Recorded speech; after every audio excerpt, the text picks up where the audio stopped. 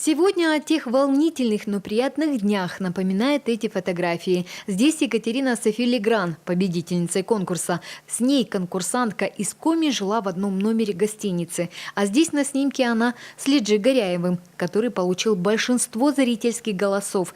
Никакой конкуренции и козней на проекте. Только поддержка и радость за успехи других. Такой дружественной атмосферы ни на одном конкурсе не встречалась, вспоминает солистка Республиканской филармонии. Я хочу сказать своим землякам, что мы это сделали, мы в финале, и мы лучшие из лучших. Спасибо.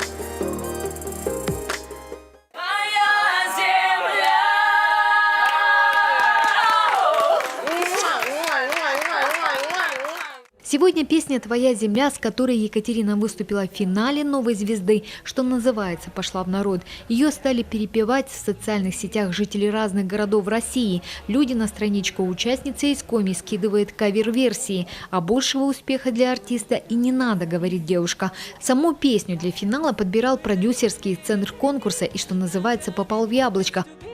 Вот в эту песню клип снять за $100 000, как бы крутой такой, его поддержать, и будет бомба.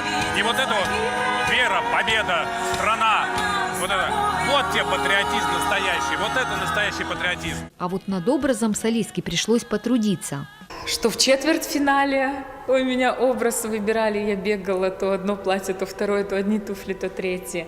Что в полуфинале, то есть я перемерила множество платьев, множество просто.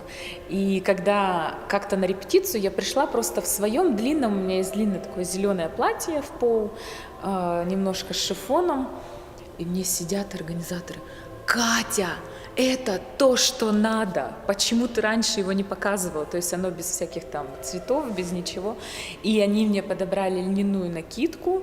То есть я уже тогда настолько устала примерять образ, я думаю, да я уже хоть в чем выйду, просто оденьте меня, и я выйду. Сами съемки проходили еще в ноябре-декабре, но Екатерина до последнего держала в секрете результаты конкурса. Поэтому день эфира ждали с нетерпением все, особенно родные. А в начале января Курочкина принимала поздравления от друзей не с Новым годом, а с успехом на «Новой звезде».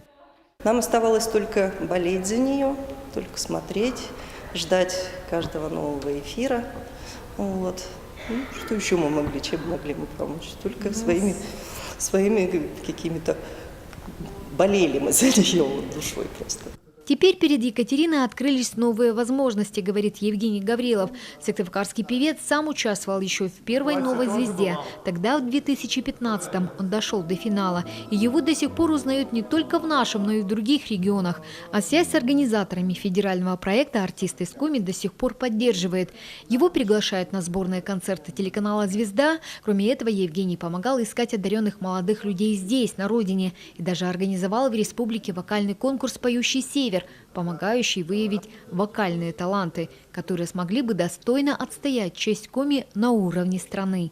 Мы помогали находить здесь, вот, в том числе и я, своими какими-то усилиями с «Поющим севером», потому что мне не все равно. После того, как выходят мои земляки и не очень удачно выступают, я понимаю, что талантливые люди.